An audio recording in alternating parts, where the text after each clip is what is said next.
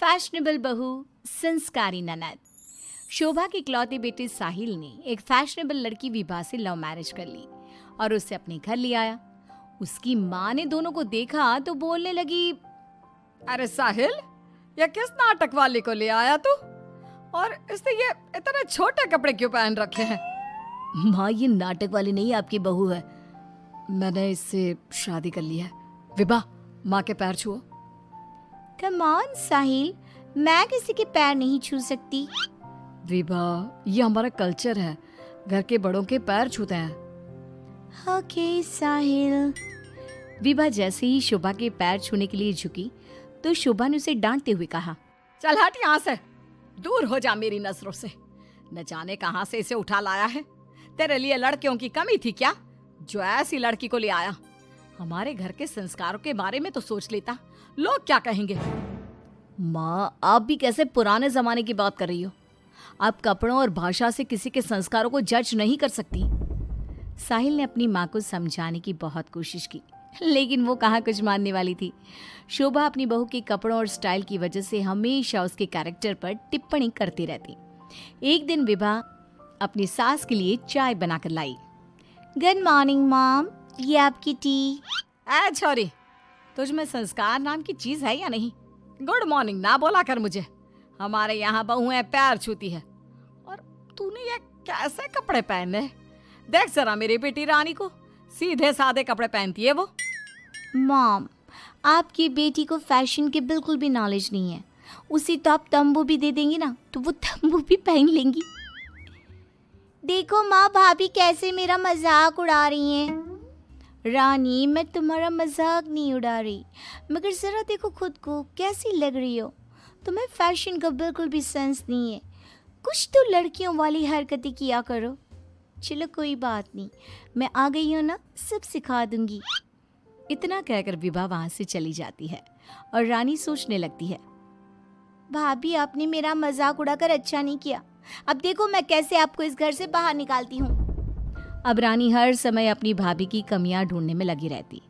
रानी की माँ तो विभा से नफरत करती ही थी, लेकिन घर से निकालने के लिए जरूरी था कि साहिल भी विभा से नफरत करे। एक दिन घर में पूजा हो रही थी। घर के सभी सदस्य पूजा में शामिल हुए, लेकिन विभा नहीं हुई। जब पूजा खत्म हुई तो रानी ने कहा, भैया माना कि भाभी फैशनेबल हैं, लेकिन इसका मतलब ये तो नहीं कि वो भगवान में बिल्कुल आस्था ना रखे। उन्हें पूजा में तो आना चाहिए था ना। हाँ बेटा, तूने अपनी मर्जी से शादी तो कर ली, अब अपनी मॉडल बहू को घर के तौर तरीके तो सिखा दे। अपनी बहन और माँ की बात सुनकर साहिल विभा के पास गया और उससे कहने लगा, विभा, आज घर में पूजा थी, तुम क्यों नहीं आई पूजा में? पता है लोग कितनी बातें बना रहे थे। माय डियर हस्बैंड, इतना गुस्सा क्यों हो रहे हो?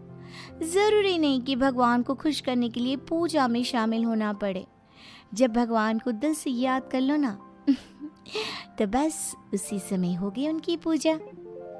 विभा, तुम शब्दों के जाल में मुझे मत फंसाओ। मैं जानता हूँ तुम इन सब चीजों को नहीं मानती, लेकिन तुम माँ की खुशी के लिए ही चली जाती। कम ऑन डार्लिंग, तुम तो छोटी सी बात को खींच रहे हो। मुझे पूजा में जाने से कोई प्रॉब्लम नहीं थी। मुझे किसी ने बताया ही नहीं पूजा के बारे में। अगर माया रानी बता देती तो मैं चली जाती। इसी तरह दोनों में काफी देर तक बहस चलती रही। अब विभा की ननद और सास किसी न किसी बात पर दोनों का झगड़ा करवाती रहती। जो भी शोभा के घर आता तो वो उसके सामने अपनी बेटी और बहू की तुलना करती। एक दिन उनके घर पर उनकी पड़ोसन आई। शोभा बहन, कैसी हो? कहाँ है आपकी फिरंगी बहू? अरे घूम रही होगी आधे कपड़े पहनकर कहीं।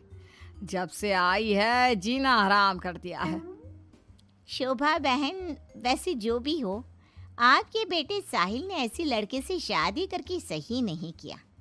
आपके घर में सब कितने संस्कारी हैं। आपने अपनी खुद की बेटी की कितनी अच्छी परवरिश की है, और आपकी बहू, उसके तो पूरे मोहल्ले में चर्चे हैं। हाँ बहन, बात तो सही कह रही हो। एक मेरी बहू है जिसे ना बात करने का तरीका आता है, ना कपड़े पहनने की तमीज़ है, और एक मेरी बेटी है, संस्कारी, सुंदर, सुशील, सर्वगुण संपन्न है मेरी बेटी। आप तो जल्द से जल्द बस अपनी बेटी की शादी करने के बारे में सोचो। कहीं ऐसा ना हो कि आपकी बहू के चक्कर में आपकी बेटी से कोई शादी ही ना करे। पड़ोसन की बात शोभा के दिमाग में बैठ जाती है और वो रानी के लिए रिश्ता ढूंढना शुरू कर देती है। एक दिन शोभा की तबीयत अचानक खराब हो जाती है। माँ, क्या हो गया है आपको? आप दिन भर अपने कमरे में लेटी क्यों रहती हो? अरे पता नहीं बेटी क्या हो गया है, कई दिन हो गए बुखार आ रहा है। मॉम, आपको डॉक्टर के पास जाना चाहिए, ऐसे तो आपकी हेल्थ खराब होती जाएगी। ओ अंग्रेजन, अपनी अंग्रेजी अपने पास रख। माँ किसी डॉक्टर के पास नहीं जाएगी। मैं अभी माँ को काढ़ा बना कर देती हूँ, माँ बिल्कुल ठीक हो जाएंगी।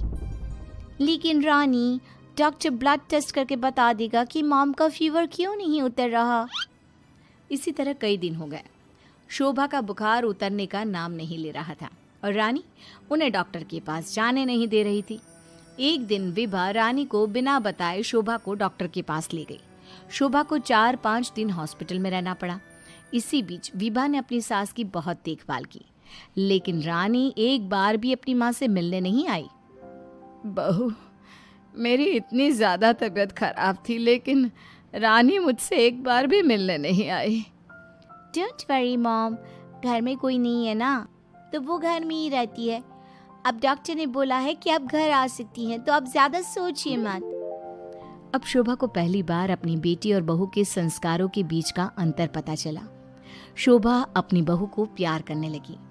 एक दिन शोभा ने विभा से कहा, बहू, आज शाम को लड़के वाले रानी को देखने आ रहे हैं। रानी और तुम बाजार चली जाओ, खाने का कुछ सामान और रानी के लिए अच्छी सी साड़ी लेकर आना। माँ, मैं भाभी के साथ नहीं जाऊंगी। वो साड़ी दिलाने की जगह कोई स्कर्ट या जींस दिलाकर ले आएंगी। बहू, तो इसे साड़ी ही दिलाकर लाना, ठीक है? Okay mom. रानी और विभा मार्केट के लिए निकल जाती हैं, लेकिन रास्ते में बहुत ट्रैफिक था। पूछने पर पता चला कि एक कार का एक्सीडेंट हो गया है। विभा और रानी ने कार के पास जाकर देखा तो एक लड़का बहुत बुरी तरह से जख्मी पड़ा था। कोई उसकी मदद नहीं कर रहा था। लोग खड़े होकर बस तमाशा देख रहे थे। विभा ने उस लड़की की मदद करना चाहा तो रानी ने उसे रोकते हुए कहा, भाभी, ये क्या कर रही हो? जब कोई इसकी मदद नहीं कर रहा तो हम क्यों करें? रानी, ये क्या बोल रही हो तुम? अगर हमने इसकी हेल्प नहीं करी तो ये मर सकता है। लेकिन भाभी, पुलिस का झंझट कौन संभालेगा? पुलिस उल्टा हमसे ही सवाल जवाब करेगी। वो सब बाद में देखेंगे, पहले इसे हॉस्पिटल पहुंचाते हैं। विभा और रानी उस लड़के की जान बचा लेती हैं और उन्हें घर आने में देर हो जाती है। शोभा उनसे पूछती है, तुम दोनों को इतनी देर क्यों हो गई आने में? देखो शाम होने वाली है, लड़के वाले किसी भी समय आते होंगे।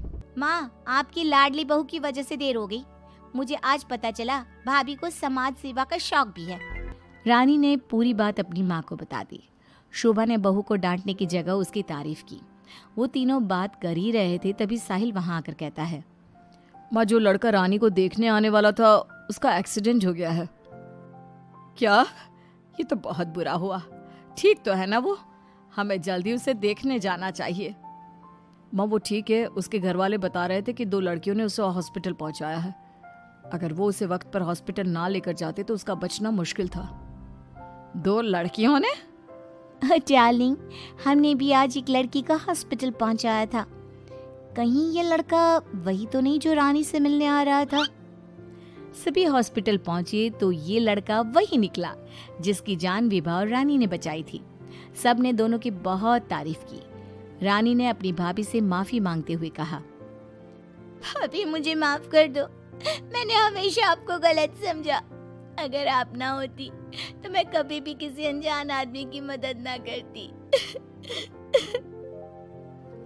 डोंट क्राई डियर, हमें अच्छे काम करते रहने चाहिए। साहिल दोनों की बात सुनकर कहता है, देखा रानी, मैं कहता था ना, संस्कार चरित्र में दिखाई देते हैं, कपड़ों और भाषा में नहीं। इसीलिए कभी किसी के कपड़े देखकर उसका कैरेक्टर सर्टिफिकेट नहीं बनाना चाहिए।